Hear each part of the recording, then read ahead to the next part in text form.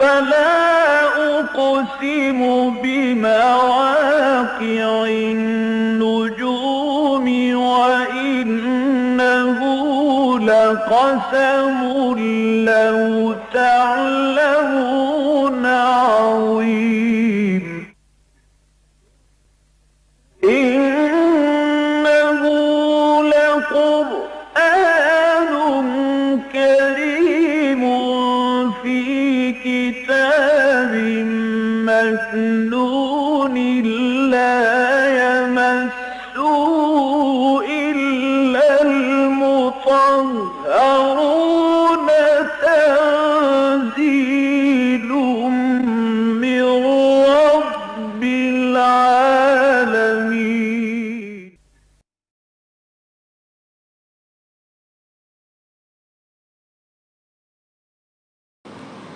اعوذ باللہ من الشیطان الرجیم بسم اللہ الرحمن الرحیم ان الذین آمنوا ثم کفروا ثم آمنوا ثم کفروا ثم ازدادوا کفرا لم یکن اللہ لیغفر لهم ولا لیہدیہم سبیلا بشر المنافقین بان لهم عذابا علیما الذین یتخذون الکافرین اولیاء من دون المؤمنین ایبتغون عندهم العزة فإن العزة لله جميعا وقد نزل عليكم في الكتاب أن إذا سمعتم آيات الله يكفر بها ويستهزأ بها فلا تقعد معهم حتى يعوذوا في حديث غيره إنكم إذا مثلهم إن الله جامع المنافقين والكافرين في جهنم جميعا الذين يتربصون بكم فَإِنْ كَانَ لَكُمْ فَتْحٌ مِّنَ اللَّهِ قَالُوا أَلَمْ نَكُنْ مَعَكُمْ وَإِنْ كَانَ لِلْكَافِرِينَ نَصِيبٌ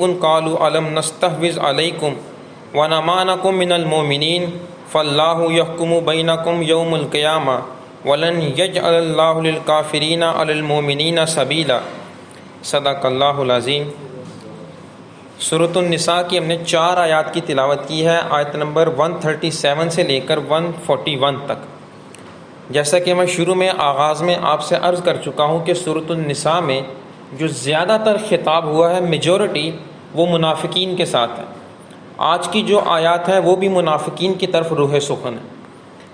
واقعہ یہ ہے کہ جو شروع میں لوگ ایمان لاتے تھے یہودیوں کے کہنے پر، وہ منافقین لوگ تھے کہ تم مسلمانوں کے اندر داخل ہو جاؤ اور ان کے جو اندر کے واقعات اور حالات ہیں وہ ہم تک پہنچاتے رہنا۔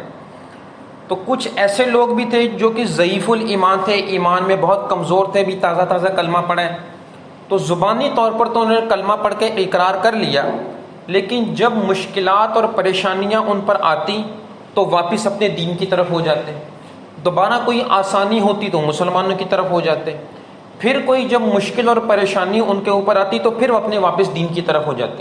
تو گویا کہ یہ کفر کے زمرے میں آتا ہے کہ آسانی ہوئی تو ٹھیک، اگر کوئی مشکل اور پریشانی کا سامنا کرنا پڑا تو پھر اپنے دین کی طرف واپس لوٹ گئے، تو یہ بھی کفر کرنے کے زمرے میں آتا ہے۔ اس کو اس طرح سے سمجھا جا سکتا ہے کہ اگر ایک شخص دریا میں یا سمندر میں ڈوب رہا ہو، اسے تیرنا نہیں آتا، تو وہ ایک غوطہ کھائے گا، نیچے آئے گا، وہ تھوڑی دیر کے لیے اوپر ضرور آتا ہے، پھر وہ دوسرا غوطہ کھائے گا، پھر وہ اوپر آتا ہے، اور تیسری مرتبہ وہ اندر ڈوب جائے گا، اس کے بعد اس کی واپسی کے چانس کوئی نہیں، یا ہو سکتا ہے وہ چوتھے پر ڈوب جائے، لیکن کیونکہ اسے تیرنا نہیں آتا تو وہ اس کے اندر ڈوب کر غرق ہو جائے گا۔ تو یہی کنڈیشن یہاں پر ہے، ان الذین آمنوا، یقیناً جو لوگ ایمان لائے، ثم کفروا، پھر کفر اختیار کیا، ثم آمنوا، پھر ایمان اختیار کیا، ثم کفروا، اور پھر کفر کی طرف لوٹ گئے، ثم ازدادوا کفرا، اور وہ اپنے کفر کے اندر آگے بڑھتے گئے، لم یکن اللہ لیغفر لہم، اللہ ایسے لوگوں کو معاف نہیں کرے گا، ولا لیہدیہم سبیلا، اور اللہ ایسے لوگوں کو سیدھا راستہ بھی نہیں دکھائے گا۔ بشر المنافقین، اے نبی منافق لوگوں کو آپ خوشخبری سنا دیں، بِأَنَّ لَهُمْ عَذَابًا عَلِيمًا، کہ ان لوگوں کے لیے اللہ نے ایک دردناک، اہانت آمیز، ذلیل کرنے والا عذاب تیار کر کے رکھا ہے۔ الذین یتخذون الکافرین اولیاء من دون المؤمنین، جو لوگ مومن لوگوں کو چھوڑ کر کافر لوگوں کو اپنا دوست بناتے ہیں، صرف اس نیت سے کہ میں ان کے ساتھ اپنی یاری دوستی لگاؤں، دعا سلام بنا کے رکھوں، تو یہ میری مدد کریں گے۔ مومنین کو چھوڑ کر اس طرح کی حرکتیں کر رہے ہیں۔ اور اگر آپ اسے آج کل کے معاشرے میں لے کر آئیں تو آپ کے سامنے بڑے واضح طور پر آ جائے گا، جتنے بھی مسلم ممالک ہیں، چاہے وہ سعودی عربیہ ہے، چاہے وہ دبئی ہے، پاکستان ہے، ان سب کی نظریں ٹکی ہوئی ہیں غیر مسلموں کی طرف کہ یہ ہماری مدد امداد کریں گے۔ حال یہ ہے کہ مسلمان آپس میں اتفاق کرنے کو تیار نہیں ہیں۔ وہ امریکہ جس پر پابندی لگا دیتا ہے کہ تم مسلم کنٹری ہو، فلاں سے تم نے چیز نہ لینی ہے نہ دینی ہے، ٹھیک ہے میں ایسا ہی کروں گا۔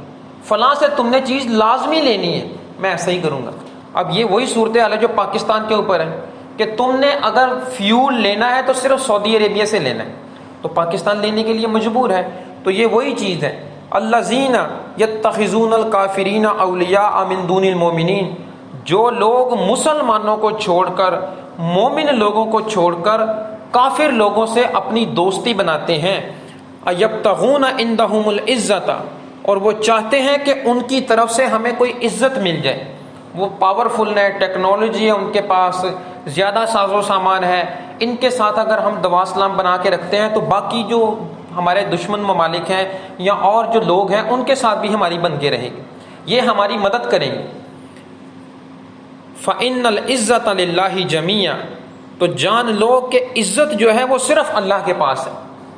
یہ نہیں ہے کہ تم کافر لوگوں کے ساتھ یاری دوستی بنا کر رکھو گے تو پھر تمہیں عزت ملے گی۔ موقع ملنے پر وہی کافر لوگ تمہارے خلاف کھڑے ہو جائیں گے۔ وہ یہ نہیں دیکھیں گے کہ ان کے ساتھ ہماری دعا سلام تھی، انہوں نے ہماری بڑی مدد کی ہے، جیسے ہی ان کو کوئی موقع ملے گا وہ تمہیں تنہا چھوڑ دیں گے یا تمہارے خلاف ہتھیار لے کر کھڑے ہو جاؤ گے، تم چاہے ان کا جتنا مرضی ساتھ دیتے رہو۔ فَإِنَّ الْعِزَّةَ لِلَّهِ جَمِيعًا، عزت جو ہے وہ صرف اور صرف اللہ کے لیے ہے۔ اسی چیز کو سورۃ المنافقون کے اندر ذرا زیادہ وضاحت کے ساتھ اللہ نے بیان کیا ہے۔ وہاں الفاظ آئے ہیں کہ عزت جو ہے وہ صرف اور صرف اللہ کے لیے ہے، اس کے رسول کے لیے ہے اور مومن لوگوں کے لیے ہے، وہاں ان تینوں کا ذکر ہے۔ تو ایسا نہیں ہے کہ اگر کوئی شخص اپنے مفادات کی خاطر کافر لوگوں سے توقع رکھے تو کوئی فائدہ نہیں ہونے والا۔ وقتی طور پر ہو سکتا ہے وہ تمہیں سپورٹ کریں، لیکن اس میں بھی ان کا اپنا کوئی نہ کوئی مفاد ضرور ہوگا۔ وَقَدْ نَزَّلَ عَلَيْكُمْ فِي الْكِتَابِ، اور تحقیق ہم نے اپنی کتاب میں تمہارے لیے حکم نازل کر دیا تھا۔ یہ پاسٹ کا صیغہ ہے۔ واقعہ یہ ہے کہ یہ جو سورت ہم نساء پڑھ رہے ہیں یہ 5 یا 6 ہجری میں نازل ہوئی ہے، ہجرت کے 5 یا 6 سال بعد، اور جو سورۃ الانعام ہے وہ ہجرت سے کوئی 2-4 سال پہلے نازل ہوئی ہے۔ وہاں پر حکم یہ دیا گیا تھا کیونکہ اس وقت جو مسلمان تھے وہ کمزور تھے، حکم ان کو یہ دیا گیا تھا کہ تم نے کافر لوگوں کے متعلق ہاتھ نہیں اٹھانا، برداشت کرو چیزوں کو۔ تو کافر لوگ جو تھے جب ان کے سامنے کوئی قرآن کی آیات پڑھی جاتی تھیں تو وہ آپس میں بیٹھ کر مسخرہ کیا کرتے تھے، مذاق اڑاتے تھے، قرآن کی آیات کا انکار کرتے تھے۔ کوئی بھی آیت نازل ہوئی ہے تو وہ آپس میں 10-15 لوگ 5 لوگ بیٹھ کر مذاق اڑاتے تھے۔ جیسے کہ نبی علیہ السلام نے کہا کہ جہنم کے اوپر 19 فرشتوں کو تعینات کیا گیا ہے۔ انہوں نے مذاق اڑایا، لوگ بس 19، اتنی چھوٹی سی تعداد، ایک کہتا کہ 10 کو میں سنبھال لوں گا، 9 کو تم خود ہی سنبھال لینا، مذاق اڑاتے تھے۔ تو ایسی صورت میں اگر کوئی مسلمان ان کی محفل میں بیٹھا ہے یا کوئی ایسا بندہ ہے جو کہ ایمانی لحاظ سے کمزور ہے تو حکم اس کو یہ دیا گیا تھا کہ کیونکہ تم ان کے اوپر ابھی کارروائی نہیں کر سکتے تو ان کی محفل کو چھوڑ کر اٹھ کے چلے جاؤ۔ اگر تم ایسا نہیں کرتے تو تمہارا شمار بھی پھر انہی لوگوں میں کیا جائے گا کہ تمہارے دل کے اندر اتنی غیرت نہیں ہے کہ تمہارے رسول اور اللہ کی کتاب کے خلاف پروپیگنڈا ہو رہا ہے، اس کا مذاق اڑایا جا رہا ہے اور تم چپ کر کے ان کے ساتھ بیٹھے ہوئے ہو۔ ٹھیک ہے تم کارروائی نہیں کر سکتے، اپنے ہاتھ سے نہیں روک سکتے، زبان کا استعمال نہیں کر سکتے، اتنا تو کر سکتے ہو نا کہ اس محفل کو چھوڑ کر وہاں سے اٹھ کے چلے جاؤ۔ اور اگر تم یہ بھی نہیں کرتے تو پھر جان لو کہ تمہارا شمار بھی انہی میں کیا جائے گا، کل قیامت کے دن ان کے ساتھ تمہارا بھی نمبر لگ جائے گا۔ تو یہی چیز یہاں دوبارہ آ رہی ہے۔ سورۃ الانعام پہلے نازل ہو چکی ہے، اسی چیز کا ریمائنڈر کے طور پر سورۃ النساء میں یہ آیت دوبارہ آئی ہے۔ اگر آپ ترتیب کے ساتھ قرآن پڑھ رہے ہیں تو سورۃ النساء آپ کو پہلے ملے گی اور سورۃ الانعام آپ کو بعد میں ملے گی، لیکن نازل ہونے کی ترتیب سے سورۃ الانعام پہلے نازل ہوئی ہے اور سورۃ النساء بعد میں نازل ہوئی ہے۔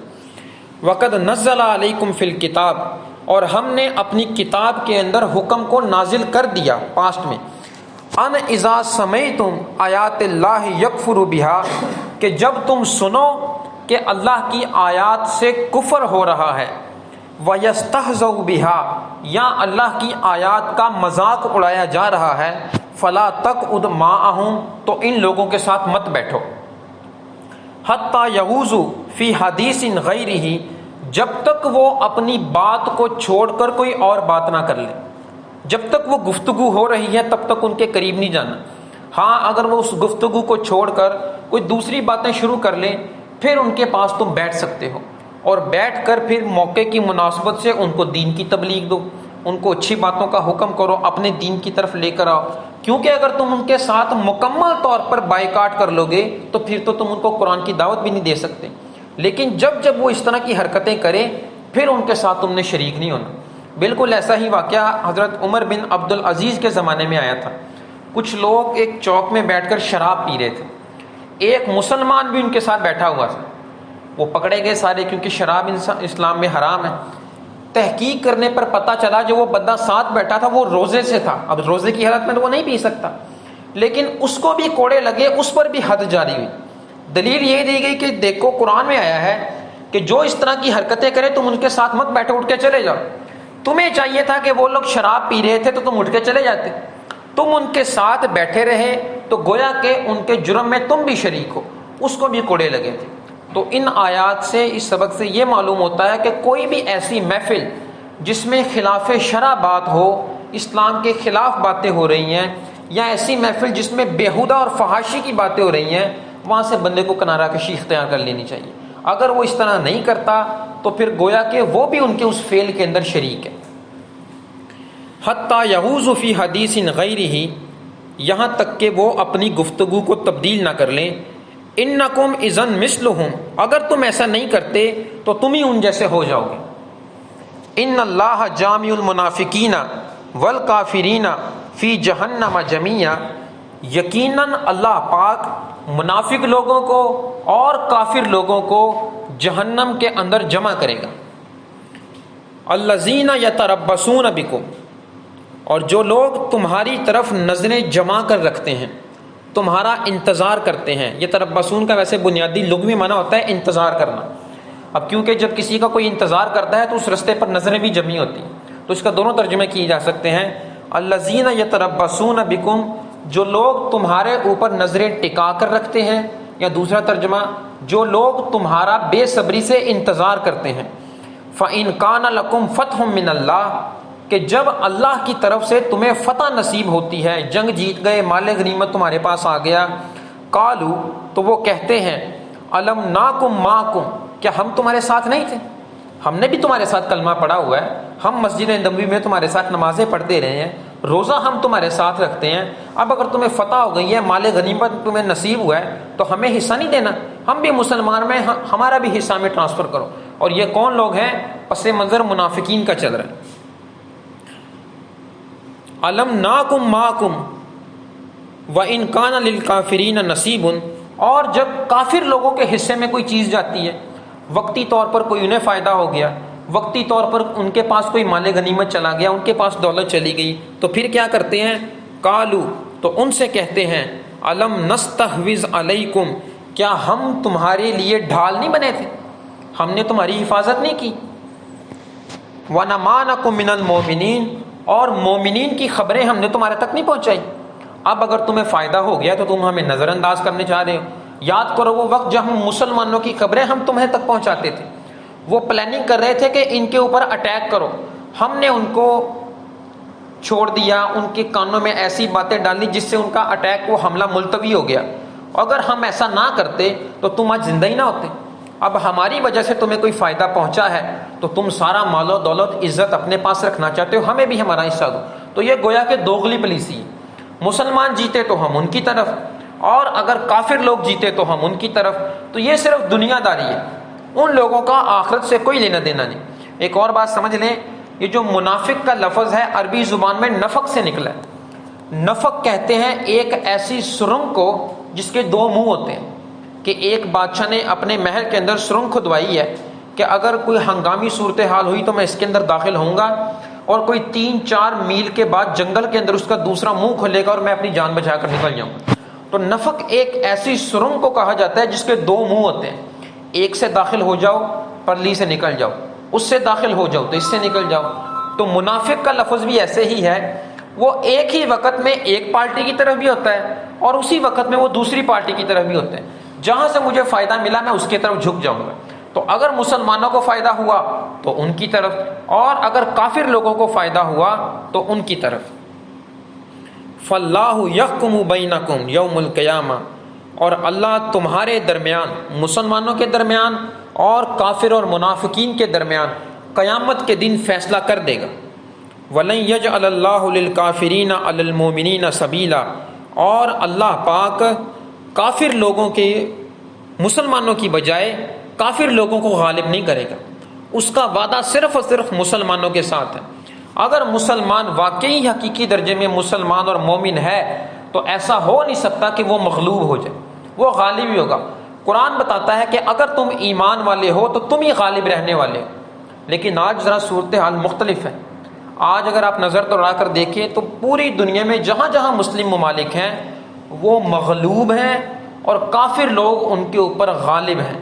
تو اس کا کیا مطلب؟ قرآن تو ابا نعوذ باللہ جھوٹ بول رہا ہے؟ ایسا ہرگز نہیں ہے۔ کمی ہمارے اندر ہے، ایمان کی کمی ہم لوگوں کے اندر ہے۔ ہم لوگوں کے اندر اس درجے کا ایمان ہے ہی نہیں۔ قرآن کا مذاق اڑایا جاتا ہے، ہم لوگ اپنی اپنی نشستوں کے اوپر چپ کر کے بیٹھے رہتے ہیں۔ قرآن کے حکموں کو پامال کیا جاتا ہے، ہمیں صرف یہ پتہ ہے کہ میں نے 5 وقت کی نماز پڑھنی ہے، رمضان کے اندر پورے روزے رکھنے ہیں، زکوٰۃ اگر مجھ پر لاگو ہوتی ہے تو میں نے وہ دینی ہے، حج اگر مجھ پہ لاگو ہوتا ہے تو میں نے وہ دینا ہے۔ باقی میرے ارد گرد کیا چل رہا ہے، کون کس کو ناحق قتل کر رہا ہے، کون کیا فحاشی پھیلا رہا ہے، نئے نئے فتنے رونما ہو رہے ہیں، اس سے ہمارا کوئی سروکار نہیں۔ نبی علیہ السلام کی حدیث ہے، حدیث قدسی کی صورت میں ہے کہ اللہ پاک نے جبرائیل علیہ السلام کو کہا کہ جاؤ اور فلاں بستی کو الٹ دو۔ تو جبرائیل علیہ السلام نے کہا کہ اے اللہ، اس بستی کے اندر تو تیرا فلاں نیک بندہ بھی ہے جس نے پلک جھپکنے کے برابر بھی گناہ کے اندر اپنی زندگی کو نہیں گزارا۔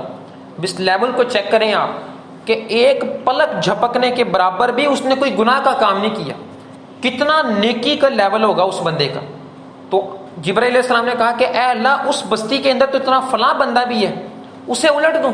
اللہ پاک نے فرمایا ہاں، اس بستی کو الٹ دو، اور سب سے پہلے اس بدبخت کے اوپر الٹ دینا کہ یہ اپنے آپ کو صاف کرنے میں لگا رہا، اپنے آپ کا تزکیہ کرنے میں لگا رہا، اس کے ارد گرد میرے شریعت کا، میرے قرآن کا، میرے اسلام کا مذاق بنتا رہا، دھجیاں اڑتی رہیں، لیکن اس سے کوئی فکر نہیں پڑتی رہی۔